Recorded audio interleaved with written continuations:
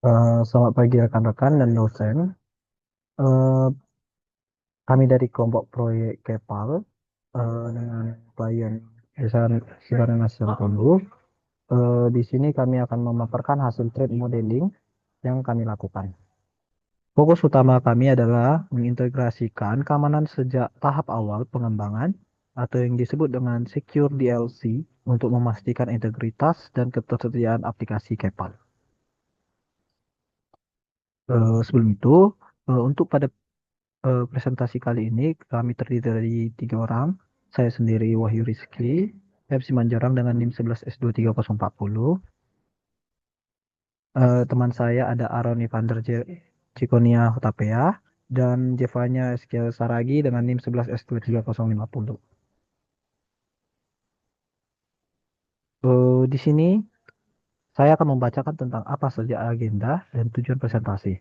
Pada presentasi hari ini dirancang secara sistematik menjadi 3 bagian utama.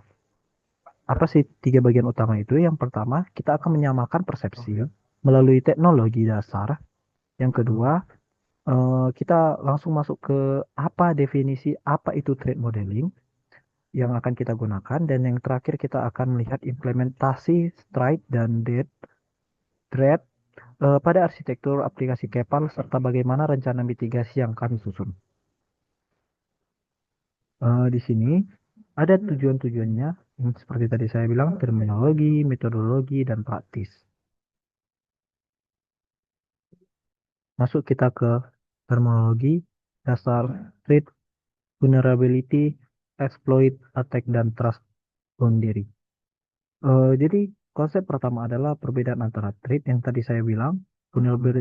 Vulnerability threat adalah kondisi eksternal atau kejadian potensial yang dapat menyebabkan kerusakan seperti serangan hacker atau gangguan sistem. Itu yang tadi saya sebutkan adalah threat. Untuk vulnerability atau kerentanan adalah aspek internal, yaitu cacat atau kelemahan suatu kode, desain maupun konfigurasi yang dapat dieksploitasi oleh pihak yang tidak bertanggung jawab. Ini adalah terminologinya.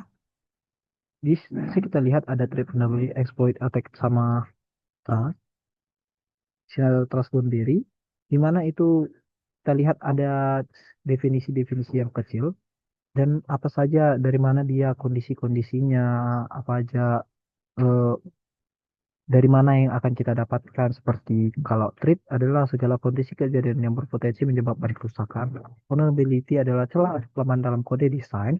Exploit adalah teknik atau kode yang digunakan menyerang untuk memanfaatkan kelemahan sistem. Kalau attack adalah tindakan aktif yang dilakukan oleh penyerang untuk mengeksploitasi kerentanan, sedangkan untuk yang trust adalah batasan antara dua area dengan tingkat kepercayaan berbeda. Ini saya akan menjelaskan tentang apa sih hubungan antara terminologi. Jika kita visualkan, ini kami melakukan visual nih, diagram menunjukkan bagaimana penyerangan atau kita sebut dengan attacker meluncurkan attack menggunakan exploit tertentu untuk menembus vulnerability yang ada pada aplikasi Kepal. Semua aktivitas ini biasanya terjadi saat mereka mencoba menembus yang namanya threat boundary yang membatasi area aspek publik dan privat. Nah, di sini bisa kita lihat vulnerability yang ada di aplikasi yang masuk. Ini attacker mengeksploit dan mengattack aplikasi yang ada di dalam. Oke, setelah ini akan dilanjutkan oleh teman saya.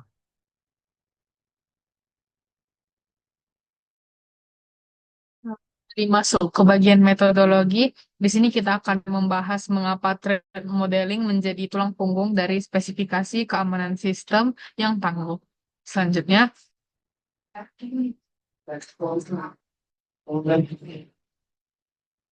nah, apa itu threat modeling? Jadi threat modeling adalah analisis terstruktur yang proaktif. Tujuannya bukan hanya menemukan celah keamanan sebelum rilis ke publik, tetapi dia juga mengevaluasi ancaman tersebut secara objektif dan menentukan langkah pencegahan atau countermeasures-nya yang paling efektif. Kemudian, next slide. Nah, di sini kami melakukan analisis melalui 6 langkah disiplin. Jadi pertama ada identifikasi aset, di mana itu menentukan apa yang berharga seperti data nilai. Kemudian yang kedua ada arsitektur, kita memetakan diagram teknologi yang digunakan. Yang ketiga ada dekomposisi, yaitu membedah alur data dan entry point. Keempat ada identifikasi ancaman yang menggunakan kerangka stride. Yang kelima ada dokumentasi, di mana itu mencatat setiap detail teknik serangan. Yang keenam ada penilaian. Di sini kita memberikan skor grade untuk menentukan prioritas perbaikan. Next slide.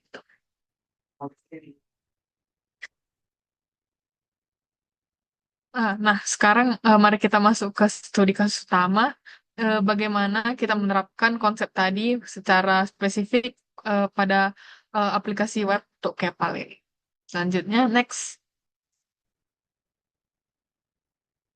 Nah, jadi aset yang dilindungi di sini mencakup data identitas sivitas atau NIM atau NIDN, data akademik hingga log audit sistem. Nah, secara arsitektur di sini kami menerapkan defense in depth dengan menempatkan WAF di garda depan, server aplikasi di zona web, dan database MySQL yang terisolasi di jaringan privat. Untuk berikutnya akan dijelaskan oleh teman saya.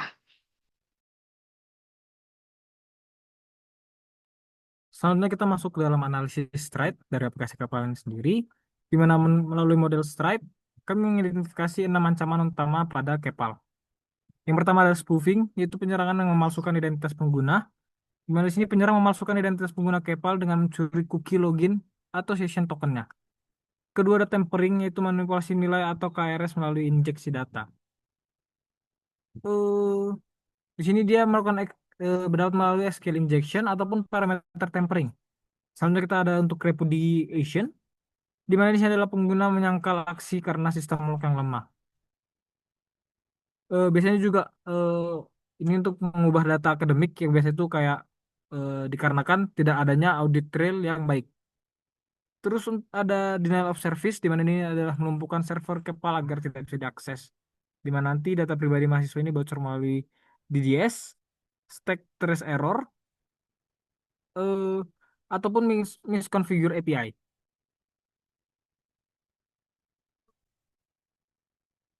Oh maaf, tadi itu information disclosure, di mana data pribadi mahasiswa bocor melalui XSS, stack trace error, ataupun miskonfigurasi API.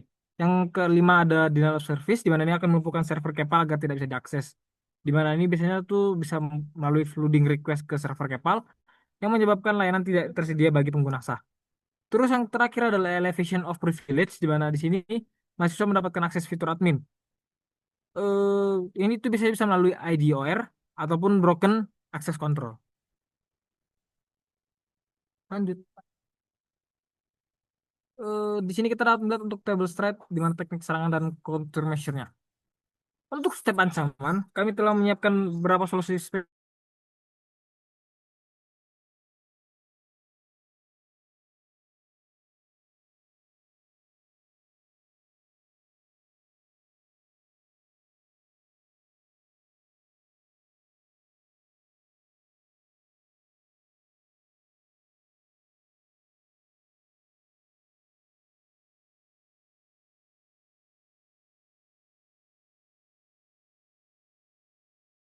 lanjut dari sini aja ya. Selanjutnya, di sini kita melihat untuk table stride, di mana ini terdiri dari teknik serangannya dan juga countermeasure-nya. Hmm, Dapat kita lihat di sini, untuk step ancaman, kami telah menyiapkan solusi spesifiknya. Seperti misalnya, untuk mencegah tampering, kami mewajibkan parameter query dan WAF. Untuk menangani information disclosure, kami menerapkan output encoding guna mencegah serangan XSS, serta menyembunyikan error message yang terlalu teknis agar tidak memberikan informasi tambahan bagi penyerang. Nah, di sini juga saya akan menjelaskan untuk spoofing sendiri, di mana di sini ancamannya adalah untuk pencurian session ataupun cookie user kepal, di mana teknik serangan itu dapat berupa sniffing, reply attack, ataupun phishing login. Di mana countermeasure-nya kita akan menggunakan HTTPS, secure on HTTP only cookie, ataupun validation session dan MFA. Selanjutnya untuk repudiation, di mana di sini repudiation ini untuk ancamannya adalah user menangkal aksi perubahan data. di mana teknik serangan ini dapat berupa manipulasi log atau penghapusan record, di mana countermeasure-nya atau penanggulangannya kita menggunakan logging terpusat, audit trail, dan juga digital signature. Dan juga untuk DOS, denial of service, di sini kita memiliki ancaman seperti server kepal tidak dapat diakses. Di mana di sini teknik serangannya dapat berupa HTTP flood, resource exhaustion, dan SQLE DOS. Di mana countermeasure-nya ini adalah dapat menggunakan rate limiting, load balancer, WAF, dan juga query optimization. Dan juga untuk elevation of privilege, di mana di sini ancamannya adalah mahasiswa dapat mengakses fitur admin, di mana teknik serangannya itu dapat berupa IDOR, broken access control, JYT forgery, dengan countermeasure-nya adalah RBAC ketat, dan validasi server side ataupun JWT signing.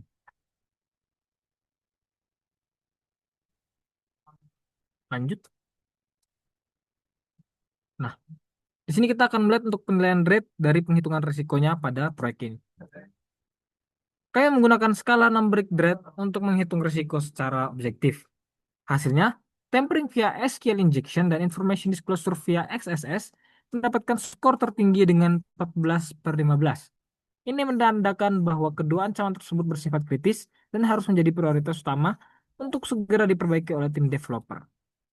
Selanjutnya untuk spoofing, di sini dia mendapatkan total skor 13, di mana di sini juga memiliki level high, dan juga untuk DOS, HTTP flood juga demikian.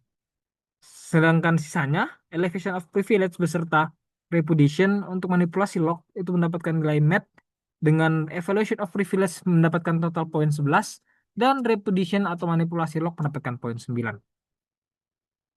Lanjut.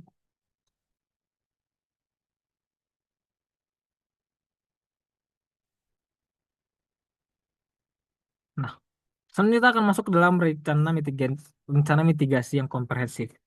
Rencana mitigasi kami mencakup dua lini, yaitu pada sisi development dengan mengimplementasikan GYT yang aman dengan role based access atau RBAC yang ketat dan validasi input di sisi server. Di mana sisi sistem ini menggunakan protokol TLS.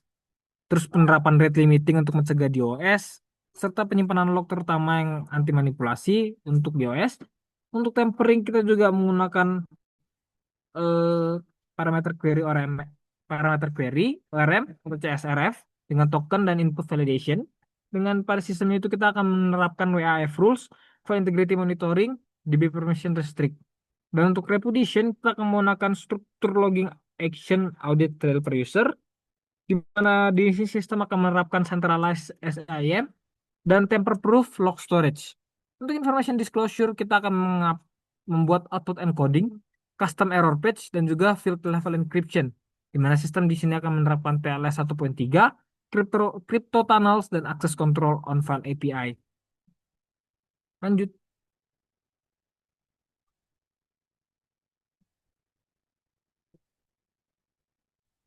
Di sini kita akan masuk ke dalam kesimpulan, di mana yang pertama, eh,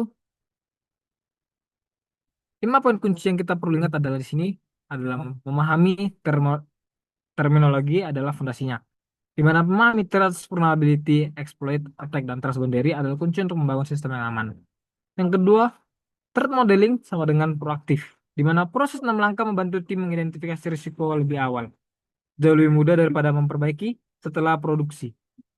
Yang ketiga, threat dalam klasifikasi terstruktur. 6 kategori threat membantu mematahkan semua jenis ancaman terhadap komponen kepal. Spoofing, tampering, repudiation, info disclosure, dan juga DOS, dan juga EOP. 4, threat, yaitu adalah prioritas berbasis risiko. SQL injection dan XSS dengan mendapatkan skor tertinggi, yaitu 14/15. Yang itu harus menjadi prioritas utama perbaikan pada aplikasinya. Yang terakhir adalah mitigasi adalah kewajiban, di mana setiap ancaman memiliki solusi. HTTPS, parameter query, RBAC, threat limiting, audit log, dan encryption end-to-end. Sekian presentasi dari kami. Jika ada kesalahan, mohon maaf. Terima kasih.